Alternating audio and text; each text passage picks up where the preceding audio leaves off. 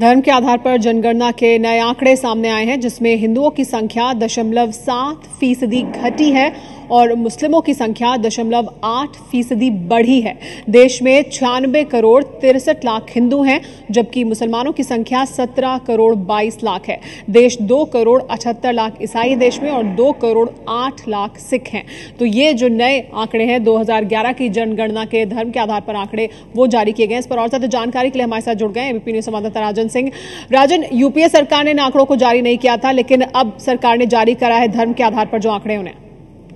बिल्कुल, और जिस तरीके से 4 साल के बाद ये आंकड़े जारी किए जा रहे हैं, उसके मुताबिक जो हिंदुओं की जनसंख्या है 96 करोड़ 63 लाख और हिंदुओं की आबादी बढ़ रही है 16.8% की दर से बढ़ी है, जबकि मुस्लिम की आबादी जो है 17.22 करोड़ है, लेकिन बढ़ोतरी की दर है 24.6%, जबकि क्रिश्चियन की आबादी के हिसाब से जो बढ़ोतरी दर है 15.5% है और सिखों की आबादी का बढ़ोतरी दर 8.4% है। तो साफ है जिस तरीके से तमाम धर्मों के आंकड़े जारी किए गए हैं जनसंख्या के बारे में, और ये कहा गया कि बढ़ोतरी की दर जो है सबसे बाकी सभी धर्मों में गिरावट देखी गई है। सिर्फ मुस्लिम धर्म में की बात जो कही गई है कि उसमें 0.8% की दर से जनसंख्या की जो बढ़ोतरी दर है वो आगे बढ़ी, यानी 24 पहले 23.9 थी जो बढ़कर अब 24.6% हो गई है।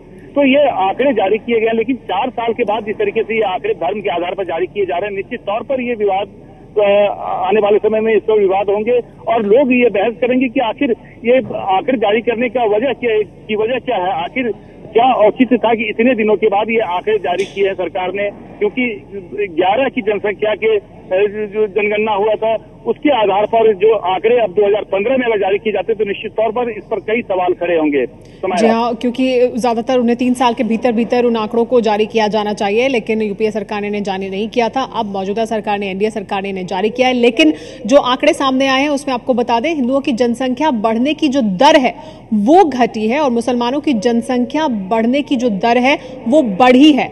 तो जो बढ़ोतरी हुई है जनसंख्या बढ़ने की दर में, मुसलमानों की जो बढ़ोतरी हुई है वो 0.8% हुई है बढ़ोतरी, और हिंदुओं की जो जनसंख्या बढ़ोतरी की दर थी उसमें वो घटी है। जो कम हुआ है वो 0.7% है। तो जो बढ़ने की रफ्तार थी, जो दर है जिस पर जनसंख्या बढ़ रही है मुसलमानों की, वो दर बढ़ गई है 0.8%। वहीं हिंदुओं की जनसंख्या जिस दर से आगे बढ़ रही है उसमें गिरावट दर्ज की गई है, उसमें 0.7% की गिरावट आई है।